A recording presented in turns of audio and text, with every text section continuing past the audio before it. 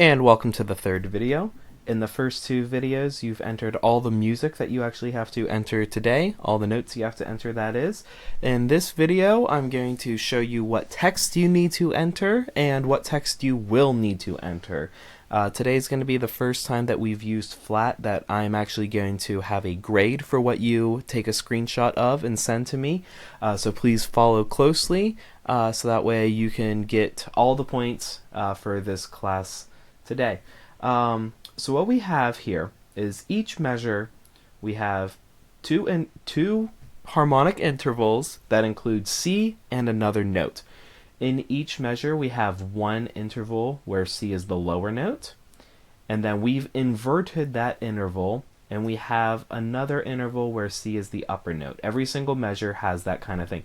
Now the only exception is this last measure here, but you don't have to worry so much about that. I'll show you what to do. Anyway, what we have to get started with here is labeling the music that we have. I'm going to go to text up here at the top. I'm going to click that, and we've used this annotation tool before, so click on annotation. That's going to bring up this text box above the music. What we're going to do right now is we're going to start by entering the interval at the beginning of each measure, saying what that interval is. And so just follow my lead. This first interval between C and D flat, that is a minor second. I'm just going to press the number 2. Now this one is not a minor second. We're going to skip over it. Now here from C to D natural, that is a major second. Please capitalize the M in major. Please leave the M in minor as lowercase. And I'm just entering the number 2. I'm not writing out the word second. It's up to you if you want to do that or not. The next measure is C and E flat. This one is a minor third. C and E natural is a major third. I'm going to scroll but leave that first line visible in case you're not typing with me. From C to the F above that, that is a perfect fourth. From C to that F sharp, this is a tritone. Specifically, this is an augmented fourth. So please label this augmented fourth today instead of just tritone. From C to G, that is a perfect fifth. C to A flat, that is a minor sixth. C to A natural is a major sixth. C to B flat is a minor seventh. C to B natural is a major seventh. And finally C to the C above it, that is an octave, a perfect, I'm going to write perfect 8 this time instead of the word octave. So what we've done here is we have labeled the first interval in every measure. This is the interval with C on the bottom ascending up to the note above it. Now, we're going to go back through, and we're still going to be in our annotation tool. We still want that text box up above our music.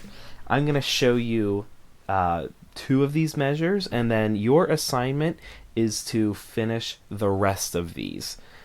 So, for example, the first interval we have is a minor second. Now we have inverted that, and we have to label what this new interval is from D flat up to C.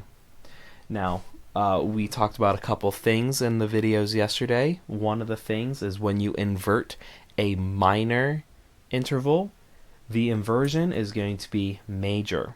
So instead of a minor second, we now have a major something. And we can count the lines and spaces here, or we can just do a tiny bit of quick math. When we have a note that is a second, when we invert it, we have to add this note, or this number, plus whatever number we're figuring out has to equal 9. So if you can do a little bit of mental math, we have 2, we need to get to 9. So what you add to 2 is 7 to get to 9. So C to D flat, that is a minor second. D flat to C, that's going to be a major seventh. That's what you have to do for the rest of these. So before I let you on your own remember these things. When you invert a minor interval, the inversion will be major. Now the opposite is true. When you invert a major interval, its inversion will be minor. So minor changes to major, major changes to minor. There's one example here where we have an augmented interval. When we have an augmented interval, its inversion will be diminished. So this label here will be diminished something. And diminished will change to augmented.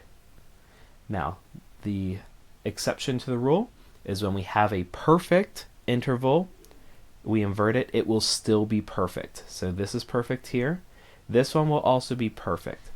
So quickly, minor inverts to major, major inverts to minor, augmented inverts to diminished, diminished inverts to augmented, and perfect stays the same.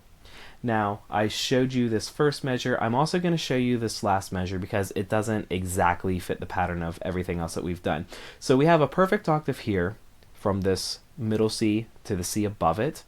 And then here, we have both voices on the same exact octave of C. You should be able to see that we have a stem going down on the left side of the C.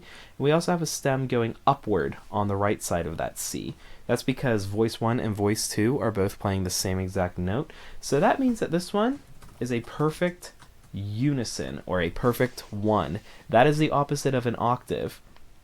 When you invert an 8, the number that it inverts to has to add to 8 to get to 9. So 8 plus 1 equals 9. Perfect unison is what we call this when we have two voices playing the same exact note. So please remember what major and minor switch to. Remember what augmented and diminished switch to when you invert. Remember that perfect stays perfect. And also remember that whatever this number is and whatever this number is, they have to add to 9. Same thing here. This number has to add to whatever you enter here to equal 9.